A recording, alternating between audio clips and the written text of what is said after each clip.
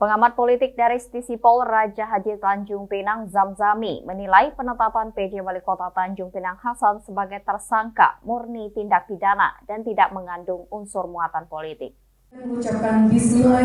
Zamzami menyampaikan bahwa kasus tersebut murni kasus hukum dan pihak kepolisian memiliki bukti-bukti kuat untuk menetapkan Hasan sebagai tersangka dalam kasus tersebut.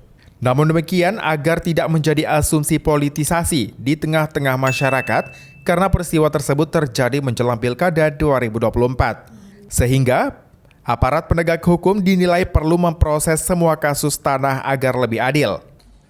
Saya tak melihat ada muatan politis ya, karena kasusnya itu pun kasus hukum ya. Kasus hukum saya nggak tahu, yakin pasti polisi punya bukti-bukti yang kuat untuk menetapkan sebagai status tersangka.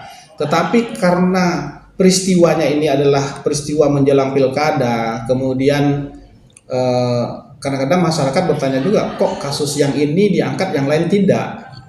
Ya, misalnya banyak juga orang yang melaporkan kasus masalah pertanahan, sengketa tanah diselesaikan nggak oleh pihak kepolisian. Nah ini kalau ini tidak diperlakukan sama, maka masyarakat bisa berasumsi, oh jangan-jangan ini ada agenda politik. Nah supaya tidak menjadi asumsi agenda politik seperti itu, maka ini merupakan titik awal kalau kasus tanah di Bintan itu dimulai dari pentersangkakan Hasan ini, maka kasus yang lain harusnya diangkat juga. Zamzami menyampaikan dengan dijadikan Hasan sebagai tersangka, hal itu juga bisa berpengaruh pada bisnis suara Ansar Ahmad yang notabene akan maju di Pilkada 2024 nanti.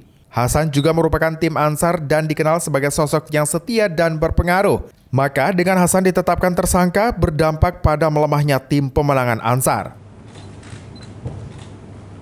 Hasandi, GoTV News melaporkan.